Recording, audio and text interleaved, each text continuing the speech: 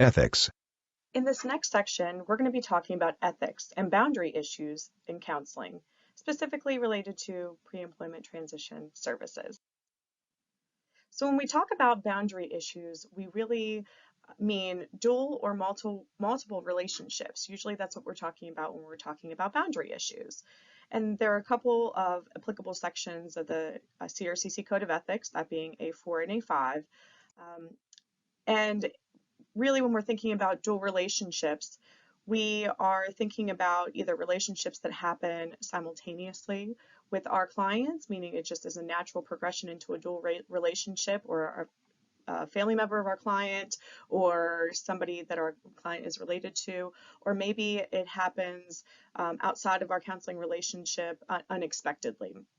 So questions to consider that we will kind of talk through in this part of the module and recording are dual relationships completely unavoidable? And if they were, we wouldn't be talking about them, right? So in our profession, it is not possible to completely avoid dual relationships. However, we need to be aware of what to do whenever we are faced with a situation where we are being put into a dual relationship, or if we see something coming our way where there might be a boundary crossing or a boundary violation specifically, and what to do when these issues arise. Are dual relationships easily spotted? Sometimes they are, and sometimes they just aren't. You know, it may be that a client walks into our office and right away we recognize who they are, or we may catch it before a client comes to our office or before we have that initial meeting, and we can say, no, I have a previous relationship with this client, or you know, somebody closely related to the client, and then you don't have to be so concerned about that dual relationship. But sometimes they aren't easily spotted, meaning that we might have that established counseling relationship with our client. Maybe we've seen a client a couple of times, we have started working with them, and then we discover later on that there is a dual relationship. There is somebody, a third party maybe, that, you know, is a friend of the client but also a friend of ours, and we just weren't aware of that in the beginning. Aren't we supposed to establish a relationship with our client? Absolutely. We are trained as counselors to, from the very start of our time that we meet with our clients, from the intake on, we are supposed to establish and continue to develop an appropriate therapeutic relationship with our clients. So that's where these dual relationships and boundary issues come into play. Where do we draw a line? And in that therapeutic relationship, we often have, you know, this kind of sweet spot right in the middle where we are just as involved as we should be in our clients' lives, but not under involved and not over involved.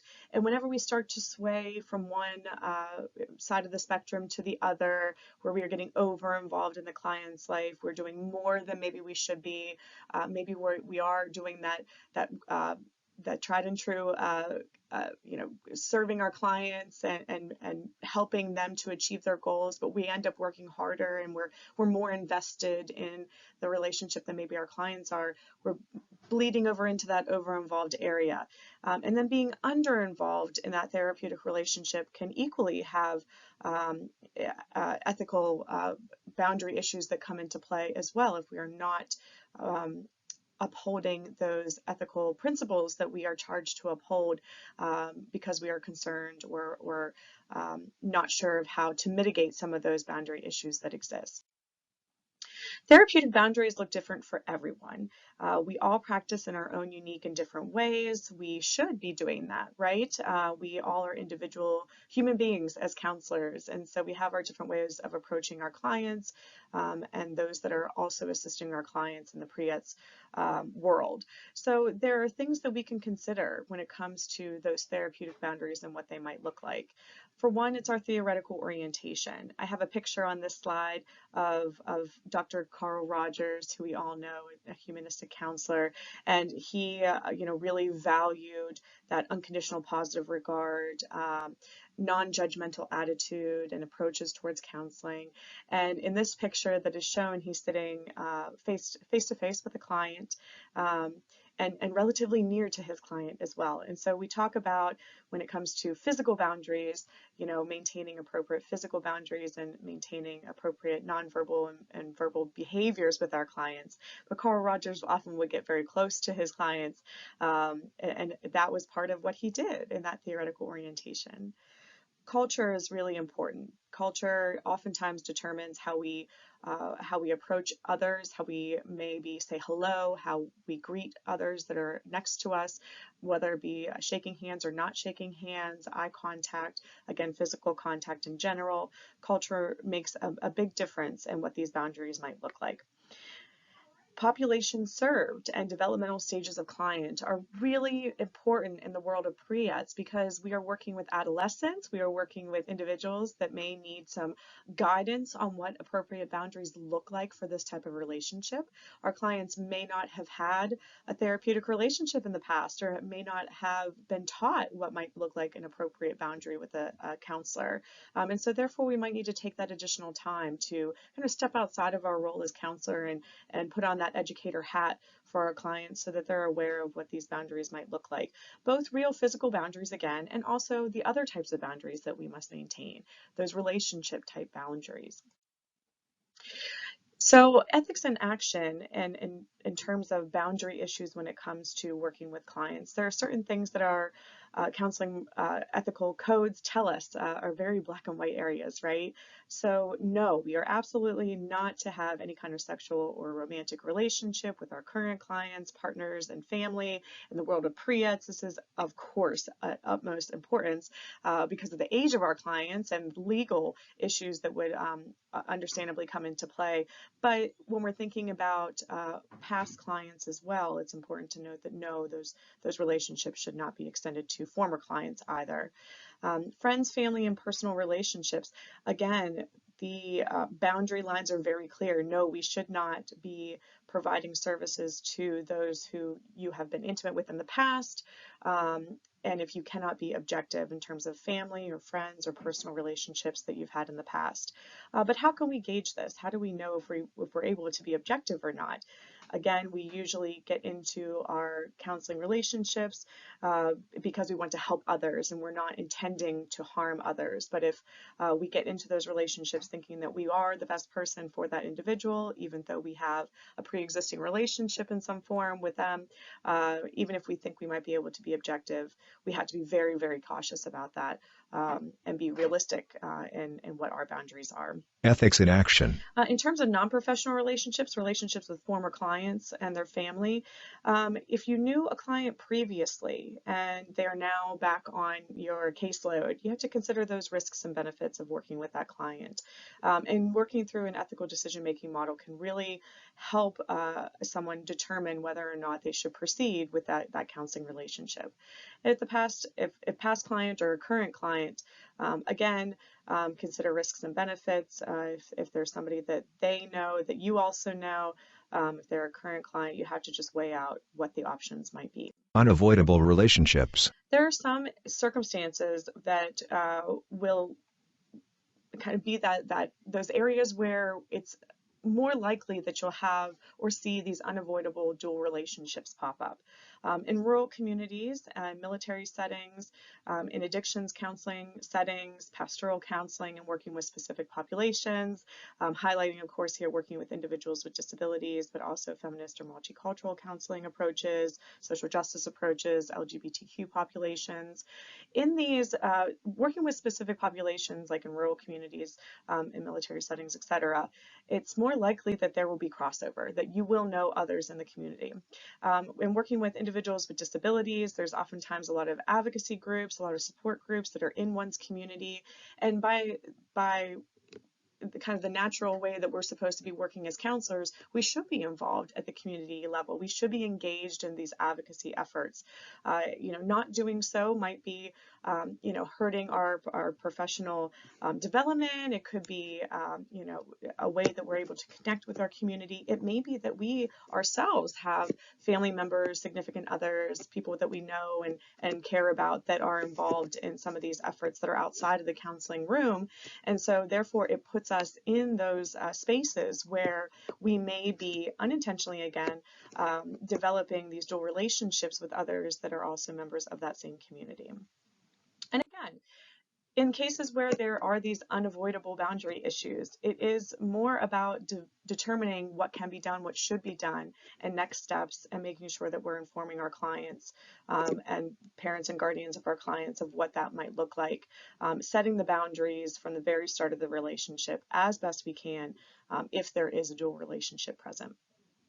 Other specific boundary issues that can occur, bartering, so the exchange of goods for counseling services, social relationships. This extends to virtual relationships as well, business relationships, accepting gifts, self-disclosure, and physical contact. So these are some of those issues that can arise that can break down those boundaries that we might have set or previously set with our clients when it comes up.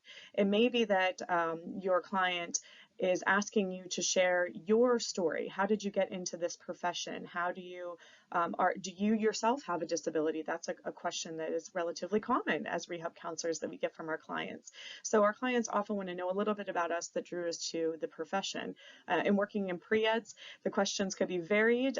Again, thinking about the population that you're working with and their ages, both physical ages and developmental ages as well. So wanting you to disclose about, what you're doing over the weekend, or what your thought is on what their career goals should be. So we have to be very careful about self-disclosure. Again, ensuring that we are making the relationship about our client and not about ourselves. Again, physical contact, there may be some education that's needed that we have to provide to our clients in pre-eds, that we are informing them about what is appropriate and what might not be appropriate with the counseling relationship, as well as relationships that our clients might have out in the community and with potential employers as well.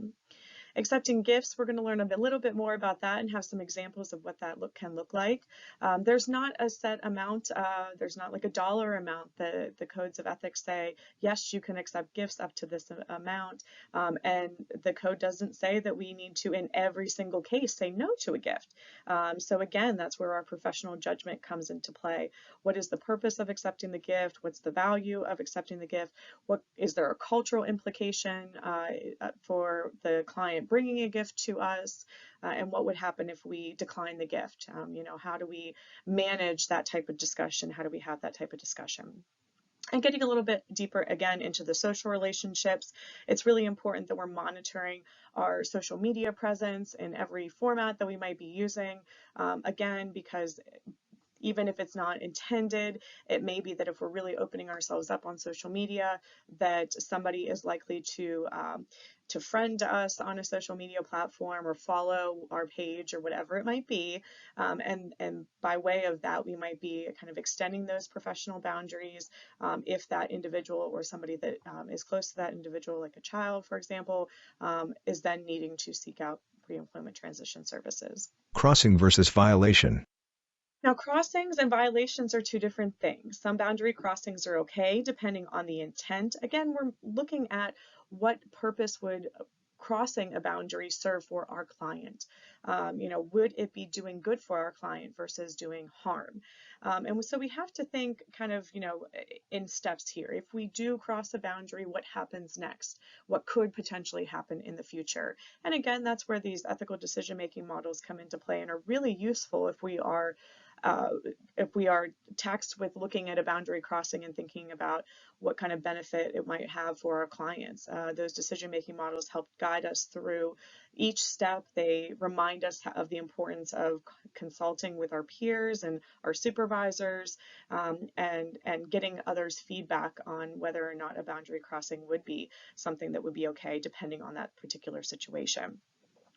Not all crossings are violations, but crossing a boundary can be a slippery slope for sure. One common example of a boundary crossing is attending a graduation for a client. And, I always tell students of mine, if you're going to attend a graduation, think about the things that happen after that, and how you are going to address that with your client. Are you going to talk with your client. Is your client then going to introduce you to their family, or how will they introduce you to their family? Will they have family there? What happens if the family then extends an invitation to the post-graduation cookout? What will you say and what will you do at those points? So again, even with having that good intent to go and support a student at something like a graduation, again, that's just one example. It could lead to, that eventual boundary violation, again, unintentional, but still present. Crossing, again, a departure from practice that benefits the client. We want to make sure that we're always doing things to benefit the client, not for ourselves. A violation will cause harm. Again, most often it's not intended harm. We're not going out there and making decisions with the intent to harm our clients or their family members or their guardians, but it's the unintentional violations that end up doing harm. Steps to consider, to take if considering extending professional boundaries. Again, this is considering. I emphasize that word for a reason, that we're not, that we should not just automatically say, yeah, we're just going to go ahead and cross this boundary. We're not going to pay attention to the fact that there's a dual relationship present. We need to take that time as counselors to consider what might happen if we're going to extend a professional boundary. Again, using those ethical decision-making models to determine potential courses of action, which one is the best and which one you don't want to see happen. Consulting with your colleague, supervisors, both. Modifying informed consents or reinforcing parts of informed consents is incredibly important.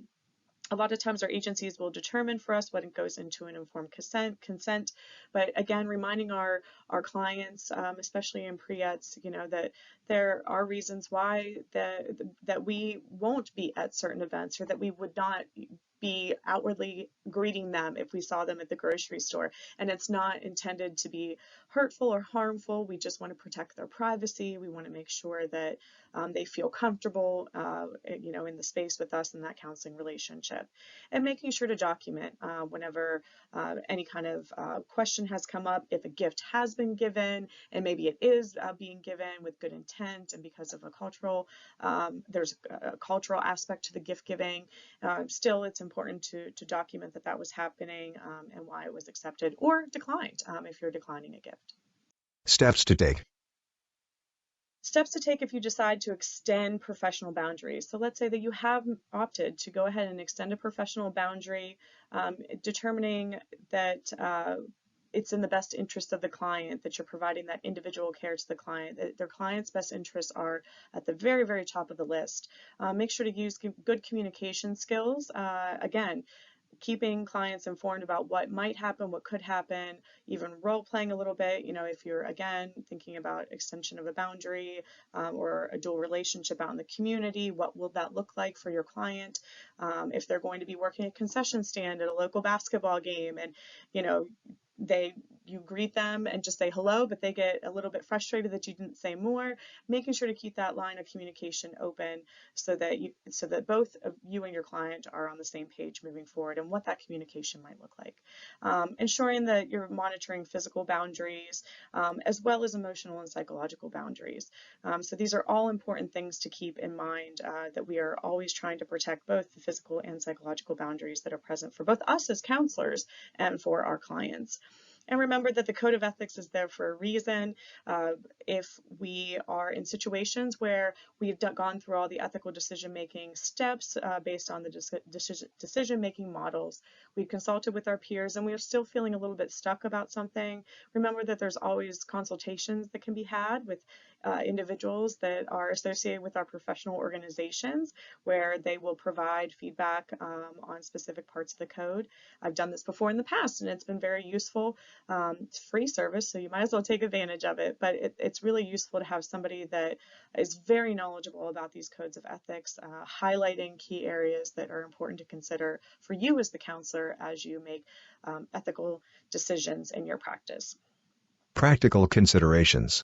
And finally, kind of taking it back to the practical considerations. What can we do in those moments whenever we have a boundary issue that's presented unexpectedly in front of us? We have to consider, will extending the boundary benefit me in any way? Will it benefit me to go to a march on my main street for this activist cause? Is that benefiting solely me? Do I think it will look good to post myself on social media, marching down the street? Or will it, really be a benefit to the population that I'm serving? I'm not doing it for the likes for myself. I'm doing it for my clients and their families, and to support the community, and to advocate for my clients and with my clients. Will extending the boundaries set me up for a problem later? So again, having that foresight to think, what if I do extend this boundary? What if I do communicate with my client in this way outside of the professional environment? What could happen next? Can I remain objective, practice competently, and adhere to all ethical principles? A lot of questions in this third practical consideration, but at the same time, we have to be really conscious of ourselves and what we know about who we are and our boundaries, and what crossing a boundary might look like for us, what it might mean to us. Do we need to have a little bit more education in this area? Do we need a refresher in terms of our ethics and our codes of ethics? Has it been updated like it recently has? Do we need to go back to our code of ethics and look to see if something new has been added? I say that because one of the things that has newly been added in the updated code of ethics is a lot about the virtual presence in social media. And so it is important to go back and review the latest and greatest updates to our codes of ethics. And do I have an option to refer? I put this as my last practical consideration because I don't ever want it to be something that is in the forefront of our minds, that if we run into these difficult situations, these tough situations that we don't know how to get past, that our first thought is, I'm just going to refer to somebody else. That may not be the best option for our clients. We may actually be the best person to see our clients in that particular situation, and so there might be other ways to work around these boundary issues. Or there may simply not be somebody else to refer to. That happens in when working with some of those, in those specific populations. If we're working in a rural community, there might be a very limited number of trained counselors that work in pre-eds. And so it may be that we need to determine other ways to address some of the boundary issues of the dual relationship, so that we can confidently and competently and ethically continue to work with our clients versus referring.